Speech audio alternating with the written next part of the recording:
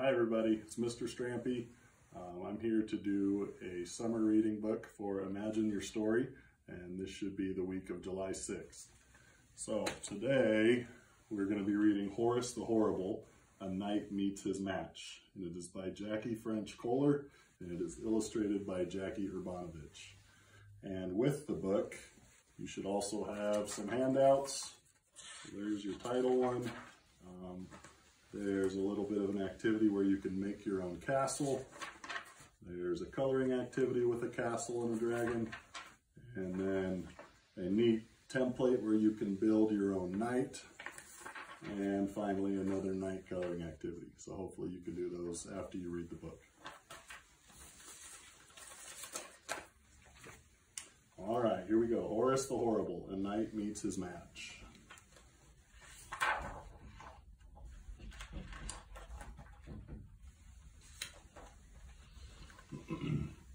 Princess Minuet stared up at the name on the front door of her uncle's castle. "Is my uncle really horrible?" she asked Friar Tim. "His enemies certainly think so," said Friar Tim. He lifted the great door knocker and let it fall.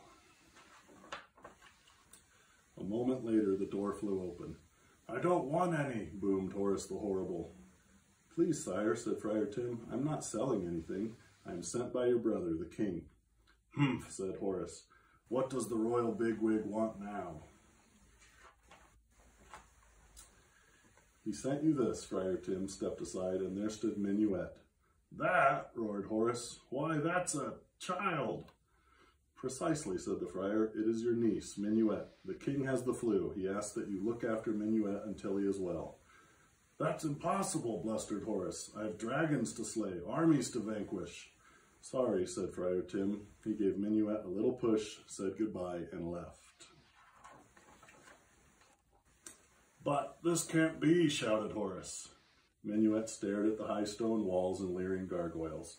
It was nothing like home. She sniffled. Horace glared at her. Minuet began to sob. "Great galloping gargoyles," Horace bellowed. "What's wrong?" "I miss my daddy," said Minuet. "Oh, daddy fatty," said Horace. "I can do anything that swellhead can do. Come, let's slay a dragon." He lifted Minuet up on his horse and rode off. At last, they heard a roar. "Here's a dragon now," shouted Sir Horace. "Down you go." He lowered Minuet from the saddle. She grabbed his sword. "What are you doing?" he cried, his eyes on the approaching dragon. "Give that back, hurry." Minuet picked up a stick and put it in Horace's hand. Holding the stick high, Sir Horace charged. Flames burst from the dragon's mouth and smoke filled the air. There was a great deal of roaring and shrieking. Then a slightly scorched Sir Horace charged back out of the smoke.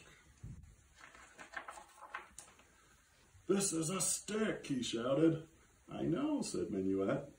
"I could have been killed," Sir Horace roared. "So could the dragon," said Minuet, "and I still miss my daddy." "Oh, Daddy Ratty," Sir Horace blustered. "Your daddy couldn't fight a dragonfly. Come on, let's vanquish an army." He scooped up Minuet and galloped off again. Over hill and dale they rode until they came upon a vast army. "Ah, here we go, Sir Horace," said Sir Horace. He lowered Minuet to the ground and raced down into the valley. Minuet heard clashing swords and thundering hooves. She saw the great army flee into the hills. Sir Horace rode back with a flagstaff in his hand. "For you, my lady," he said. Minuet unfurled the flag and looked at it. "Uncle," she said, "this is our flag. You just vanquished our army." Sir Horace lifted his visor and squinted. "Oh, drat," he mumbled. "I miss my daddy," Minuet sniffed. "Daddy schmatty," said Horace. "Your daddy couldn't vanquish an army of ants. Let's go find some damsels in distress." East and west and north and south they rode to the farthest corners of the kingdom, but there were no damsels to be found. Discouraged, Sir Horace sat down beneath a tree for some lunch and a short nap. While Horace snored, Minuet gazed at a tall stone tower in the distance. Away from her uncle she crept, across the meadow she ran, and up the stairs she climbed. "Help, help," Minuet cried. Sir Horace sprang to his feet. "A damsel," he cried. "Fear not, my lady, help is on the way." He leapt to his horse, charged across the meadow, scaled the tower walls, and hurled himself through the window. "You could have taken the stairs," said Minuet. Sir Horace stared. "You!" he cried. "I thought I heard a damsel in distress." "Uncle," said Minuet, "I am a damsel in distress." Horace looked doubtful. "How so?" he asked. "I miss my daddy," shouted Minuet. "Oh, Daddy Waddy," shouted Sir Horace. He grabbed Minuet's hand and dragged her back out to the meadow. "Just tell me one thing your daddy does better than I do," he demanded. "He hugs," said Minuet. "He what?" Sir Horace choked. "He hugs," said Minuet. "That's all I want. Not a dragon, not an army, not a damsel in distress, just a hug." "Poof," said Horace. "We can't have that. I'm far too hard and prickly for hugging."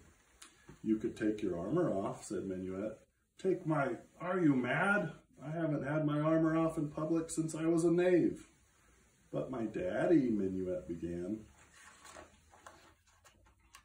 Horace rolled his eyes. "Oh, all right," he barked. He took off his helmet, his breastplate, his mail suit, and his gloves. He squinted in the sun. "I don't think I like this," he said. "Sit down," said Minuet. Sir Horace sat. Minuet crawled into his lap. "Now hug." Very carefully, Horace put his arms around her. Minuet snuggled against his chest. "Thank you, Uncle Horace," she said. Sir Horace blushed. "No one will ever call me Horace the Horrible again." "Is that so bad?" asked Minuet. Sir Horace considered. Without his armor on, he could hear the birds singing and smell the meadow flowers. He could feel the sun on his shoulders and the cool breeze in his hair. He hugged Minuet tighter. "Maybe not," he said.